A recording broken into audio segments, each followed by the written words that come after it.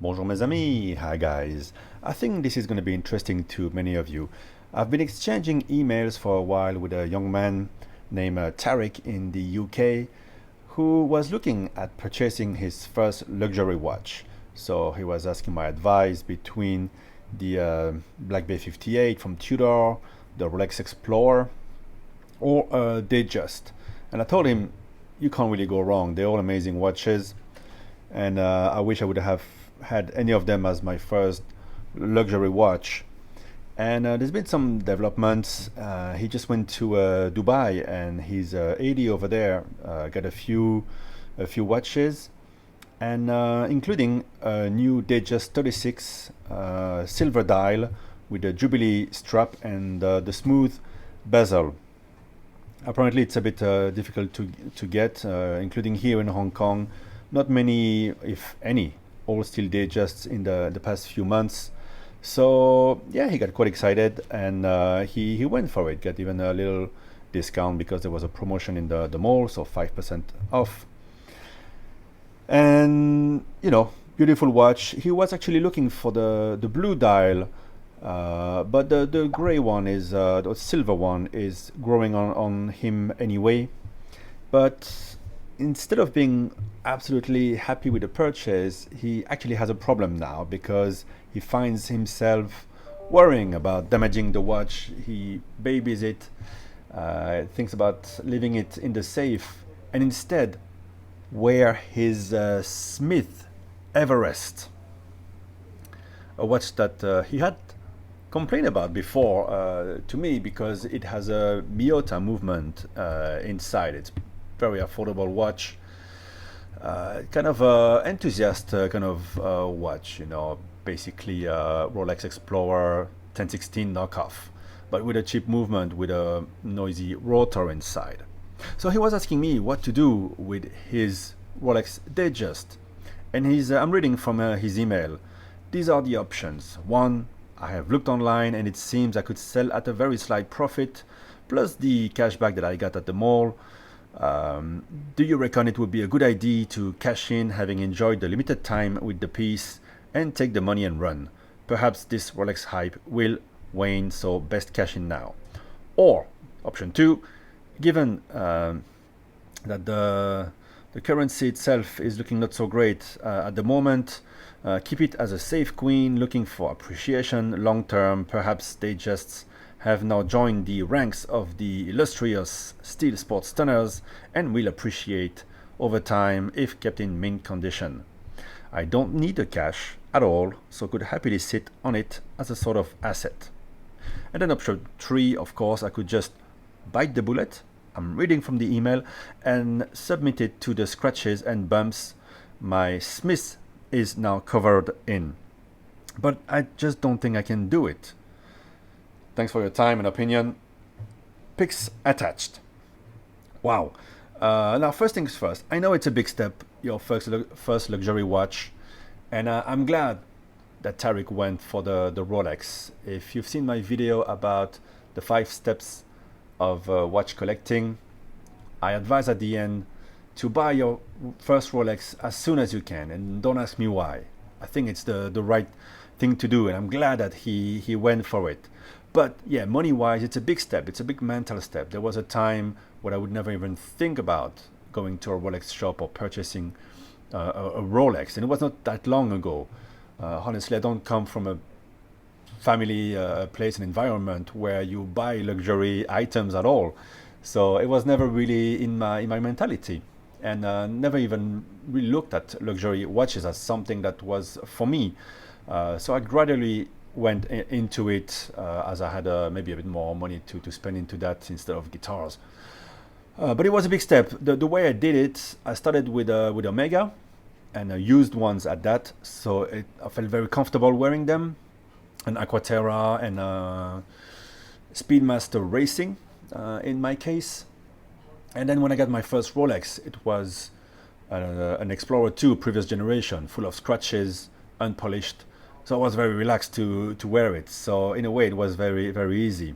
Now I just got finally the Datejust that I wanted, and I wish I had done it long time ago. I wish it had been my first luxury watch. I wish I had done it 25 years ago, and it would be my only watch, because it could totally be my only watch. The thing with the Datejust is that it is the one most adapted to most people's lives. You see, Rolex makes watches for a purpose. Submariner for the divers, the Explorer 1 and Explorer 2 for people who explore, the spelunkers and whatnot. They have the pilot's watches, the traveler's watches. But at the end of the day, the Datejust, it's always been the flagship, really, of the brand.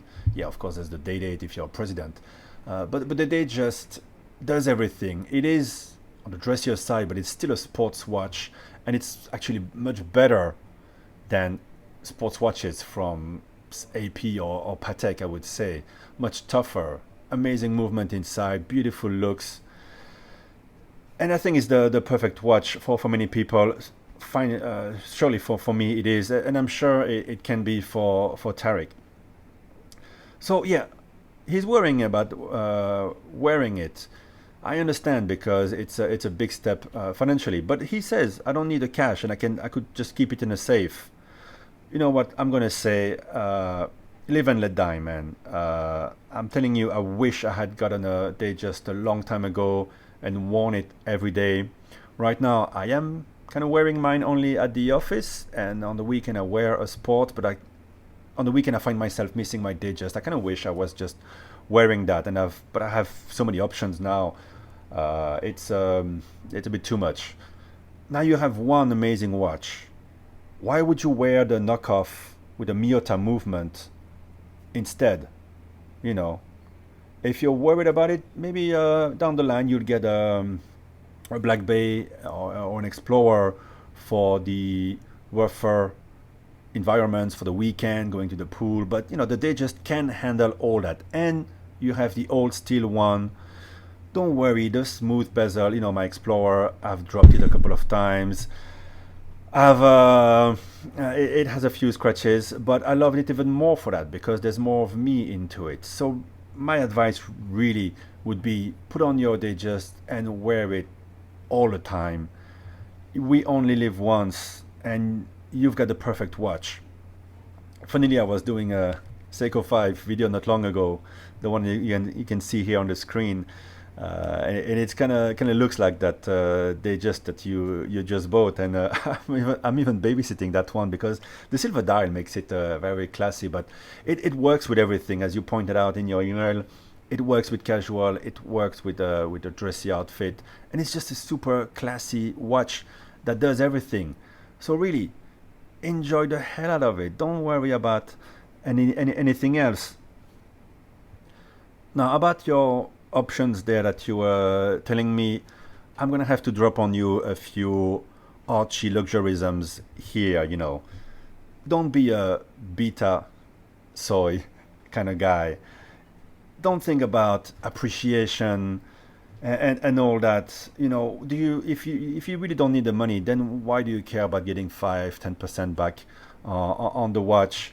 Once it's gone, you'll have the same problem as before. You won't have one of the watches that you wanted. And I think you've went for the best one you could get.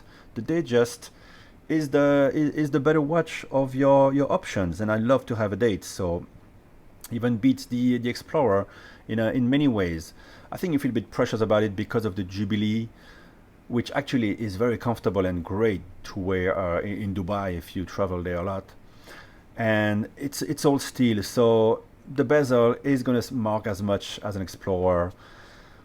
And I think you would feel as the same if you had the Tudor Black Bay Blue. You would babysit it as much. So really, just don't forget about the value, the money. You were mentioning that it might increase in value. It won't, because Rolex is always going to make the Datejust. They've always made it. It used to be the one you couldn't find. Now, yes, the steel is hard to find, but they keep on making it, and they're going to bring new dials in. So the good thing about it is it will never lose a lot of value, so you can really get your money back in case you step up in your games. I'm going to talk about that in a second. But I don't think it will ever be worth, 30%, 50% more than what you paid unless a bomb dropped on Geneva tomorrow and destroyed the whole Rolex production. Also, right now you've just taken that step. Soon enough, you will think about your second luxury watch, and you will feel a lot less precious about the Datejust. So trust me, wear it, because you're going to progress in your studies, your career.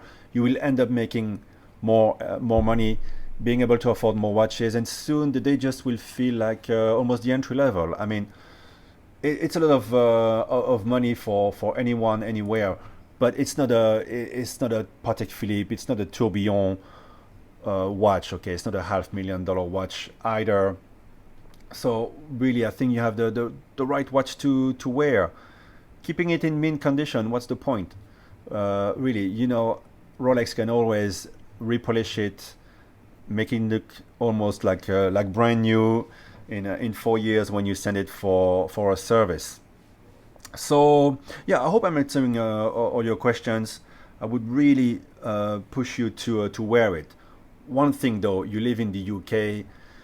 I know it's not the luckily it's not the most visible of the Rolex watches, but it's especially without the fluted bezel. With the smooth bezel, it's a bit less visible among the Datejusts, but I think it's still recognizable because of the Jubilee band.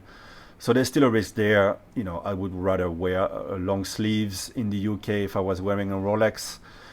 And if not, just be discreet and be mindful of your environment. That's the only caveat to everything I've said. For the rest, honestly, that the silver dial is such a classic. Wears with everything, beautiful watch. You've taken that step. Some people don't really gel with luxury watches. They're more comfortable with entry luxury, something under $3,000, and that's totally fine. And sometimes I feel more comfortable in some contexts with a watch that doesn't cost too much. I actually enjoy it a bit more. Sometimes I go against the current here in Hong Kong, where everybody wears a Rolex, and I enjoy wearing my Seiko a bit more. But having said that, give it a chance, really, because you would miss an opportunity, an important opportunity in your life, not giving the Rolex a chance unless you really, really dislike it for any reason. But you bought it, and I think you really enjoy that luxury piece. I'm gonna drop the last Archie luxurism on you. That Everest watch, that Smith Everest, give it to your gardener. Thanks for your question, Tariq, and let everybody know in the comments what you think, and all you guys, if this was useful to you, or if you have any advice for Tariq, just drop it down in the comments. Thanks for watching. Bye bye.